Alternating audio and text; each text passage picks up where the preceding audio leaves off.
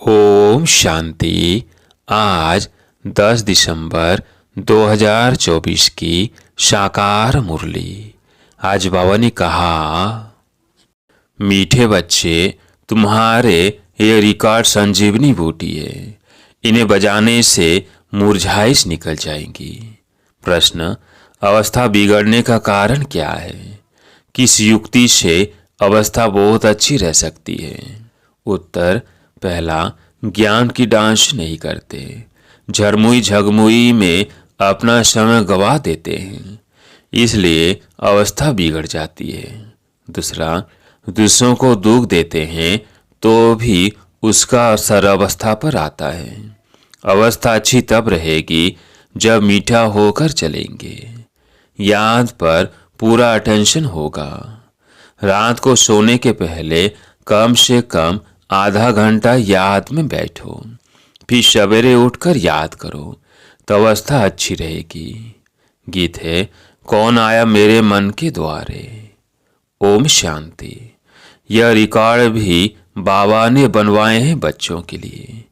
इनका अर्थ भी बच्चों के सिवाय कोई जान नहीं सकते। बाबा ने कई बार समझाया है कि ऐसे अच्छे अच्छे रिकॉर्ड घर में रहने चाहिए।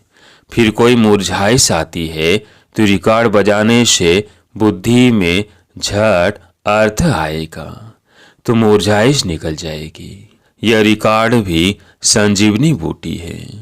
बाबा डायरेक्शन तो देते हैं, परंतु कोई अमल में लाए। अब यह गीत में कौन कहते हैं कि हमारे तुम्हारे सब के दिल में कौन आया है, जो आकर ज्ञान डांस करते हैं। कहते हैं गोपिकाएं कृष्ण को नाच नचाती थी, यह तो है नहीं। अब बाबा कहते हैं, हे शालीग्राम बच्चे, सबको कहते हैं ना, स्कूल माना स्कूल, जहाँ पढ़ाई होती है, यह भी स्कूल है। तुम बच्चे जानते हो हमारे दिल में किसकी याद आती है, और कोई मनुष्य मात्र की बुद्धि में यह बातें नहीं है। यह एक ही समय है जबकि तुम बच्चों को उनकी याद रहती है और कोई उनको याद नहीं करते। बाप कहते हैं, तुम रोज मुझे याद करो तो धारणा बहुत अच्छी होगी। जैसे मैं डायरेक्शन देता हूँ वैसे तुम याद करते नहीं हो। माया तुमको याद करने नहीं देती है। मेरे कहने पर तुम बहुत कम चलते हो और माया के कहने पर बहुत चलते हो। कई बार कहा है, रात को जब सोते हो तो आधा घंटा बाबा की याद में बैठ जाना चाहिए। भले स्त्री पुरुष है, इकट्ठे बैठे वो अलग अलग बैठे, बुद्धि में एक बाप की ही याद रहे। परंतु कोई बिरले ही याद करते हैं, माया भुला देती है। फरमान पर नहीं चलेंगे तो पद कैसे पा सकेंगे? बाबा को बहुत याद करना है। शिव बाबा, आप ही आत्माओं के बाप हो, सबको आपसे ही वर्षा मिलना है।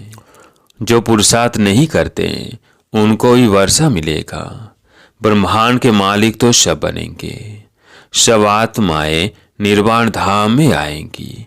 ड्रामा अनुसार भल कुछ भी ना करे, आधा कल्प भल भक्ति करते हैं, परंतु वापिस कोई जा नहीं सकते जब तक मैं गाइड बनकर ना आऊं। कोई ने रास्ता देखा ही नहीं है। अगर देखा हो तो उनके पिछाड़ी सब मच्छरों सदृश जाए। मूल वतन क्या है यह भी कोई जानते नहीं। तुम जानते हो, यह बना बनाया ड्रामा है, इनको ही रिपीट करना है। अब दिन में तो कर्मयोगी बन धंधे में लगना है, खाना पकाना आदि सब कर्म करना है। वास्तव में कर्म संन्यास कहना भी रॉन्ग है। कर्म बिगर तो कोई रह न सके। कर्म संन्यासी झूठा नाम रख दिया है। तो दिन को भल धंधा आदि करो, रात में और सवेरे सवेरे बाप को अच्छी तरह से याद करो। जिसको अब अपनाया है उसको याद करेंगे तो मदद भी मिलेगी, नहीं तो नहीं मिलेगी। साहूकारों को तो बाप का बनने में हृदय विदीर्ण होता है, तो फिर पद भी नहीं मिलेगा। यह याद करना तो बहुत सहज है। वो हमारा बाप टीचर गुरु है, हमको सारा राज बतलाया है।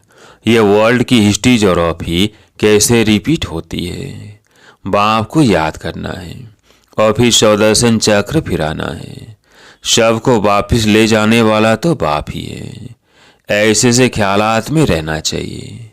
रात को सोते समय भी यह नॉलेज घूमती रहे, सुबह को उठते भी यही नॉलेज याद रहे। हम ब्राह्मण, सो देवता, फिर क्षत्रिय, वैश्य, शूद्र बनेंगे, फिर बाबा आएंगे, फिर हम शूद्र से ब्राह्मण बनेंगे। बाबा त्रिमूर्ति, त्रिकालदर्शी, त्रिनेत्री भी है। हमारा बुद्धि खोल देते हैं। तीसरा नेत्र भी ज्ञान का मिलता है। ऐसा बाप तो कोई हो नहीं सकता।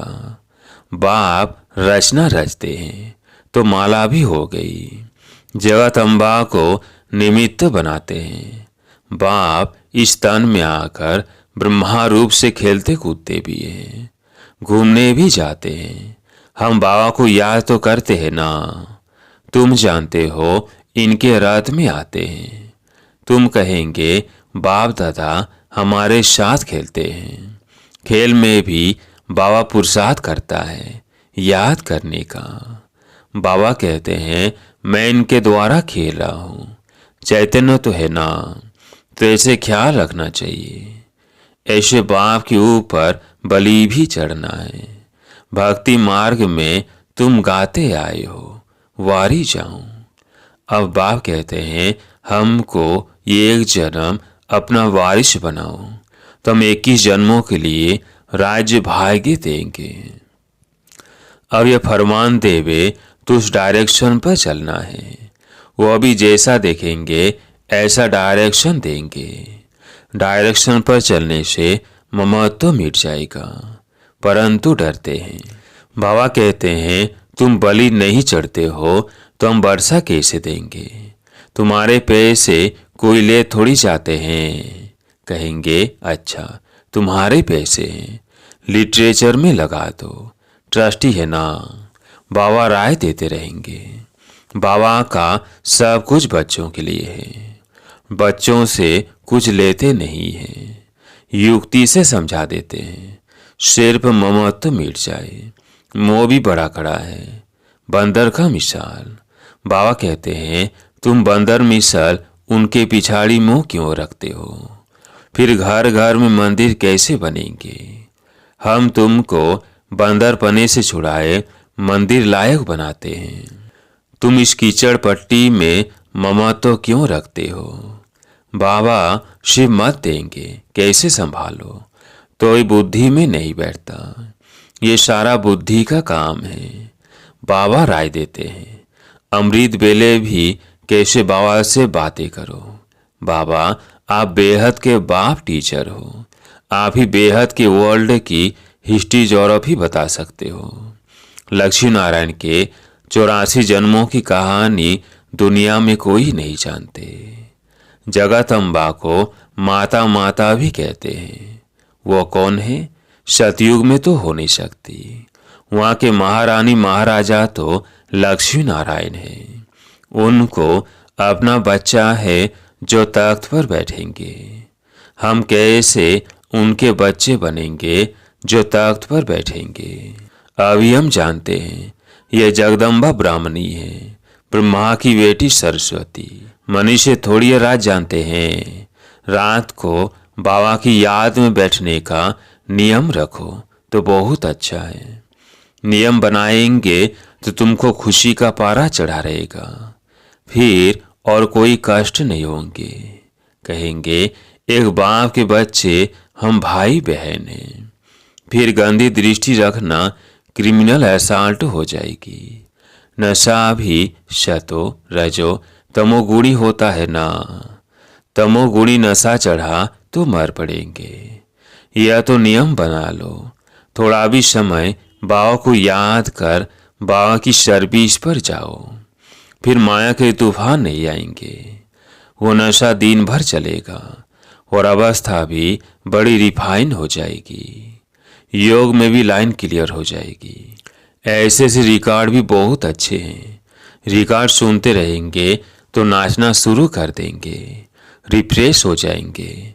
2, 4, 5 रिकॉर्ड बड़े अच्छे हैं।